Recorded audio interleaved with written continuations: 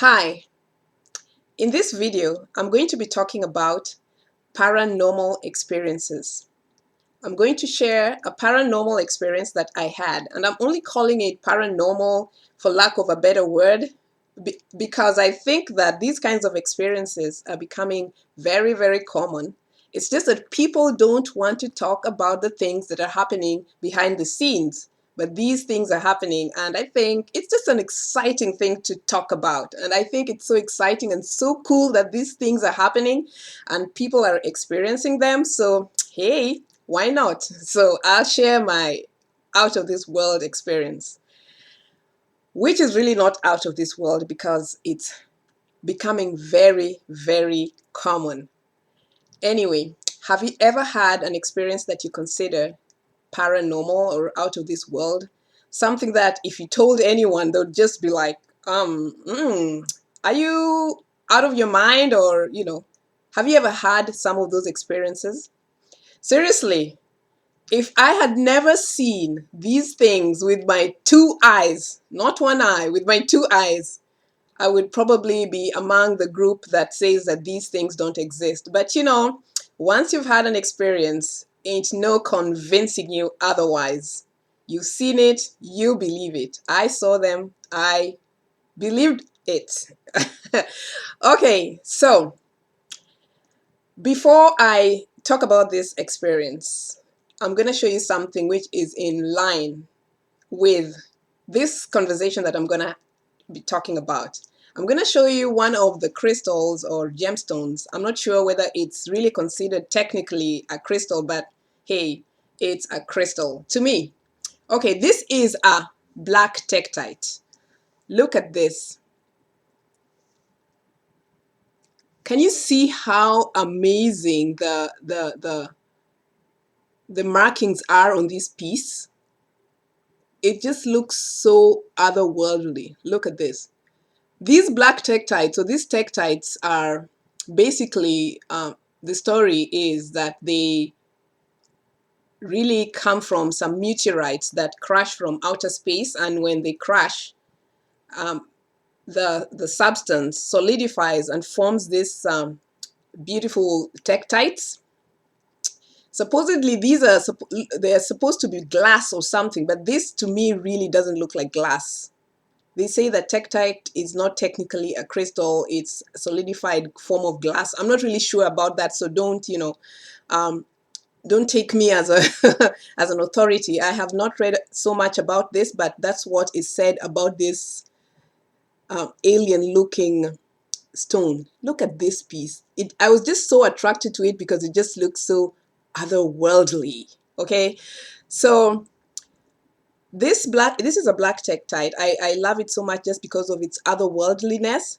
And then we also have Moldavites. You know, the green Moldavites that everyone's so excited about because supposedly um, most people have very, very amazing experiences with the green Moldavite. It's a very high frequency, very extraterrestrial kind of stone. And people usually think that, it would really it's one of those stones that you gotta hold on to the rails because you're gonna be beamed up, Scotty. It's just one of those stones that people supposedly have amazing experiences with.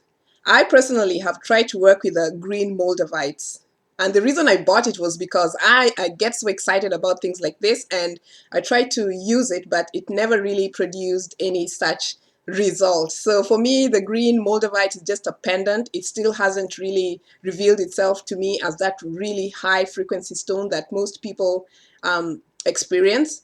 But hopefully one of these days, since I'm very, very interested in these amazing things that are happening now, so hopefully one of these days it's going to be my go-to stone. So anyway, have you ever seen a spacecraft? Well, sometime in 2012, in October, I remember that day very, very clearly because that day the moon was in Aquarius. And the reason I know that was because I always get excited when the moon is in Aquarius. I am a Pisces sun and an Aquarius moon. And when the moon is in Aquarius, I know it's one of my power days. So I usually take note of those days. So The moon was in Aquarius. It was a beautiful evening. My brother and I were taking a stroll.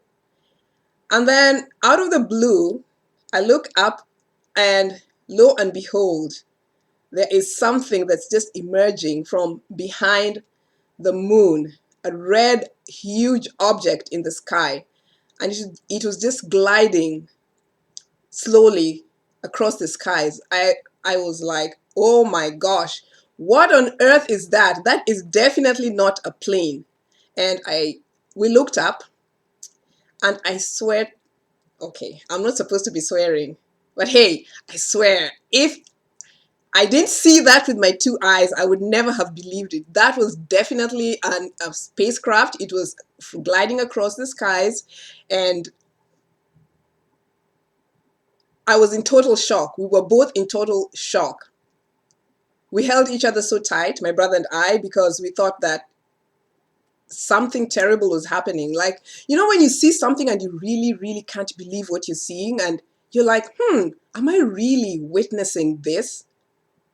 And oh my God, what the hell is that? Like, it was so shocking. I mean, I should have taken out my camera and taken a picture, but everything just froze in that moment. And we could not even think about taking pictures. All we did was look at the object and just think that any minute now, the news helicopters are going to be flying around. There's going to be some sort of commotion in this place, and people are going to be running out and taking their cameras. And, you know, we really thought that there was some sort of sensation that was just about to go on, that something wild was about to go down. But no, the object glided away and disappeared behind the clouds.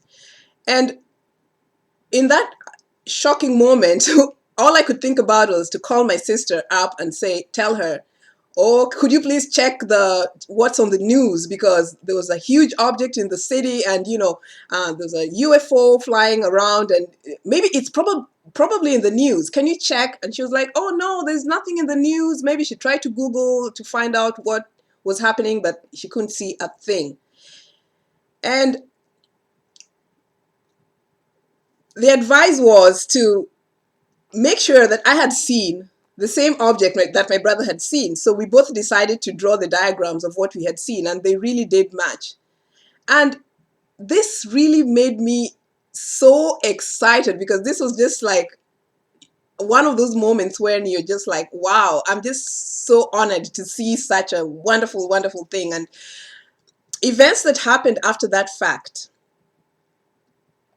have even made me believe more and more that definitely we are not alone in this planet, and that there's so much more that's going on behind the scenes. And probably certain people are awake enough or conscious enough or open-minded enough to know that there's definitely beings from other planets here, friendly beings, peaceful beings, loving beings.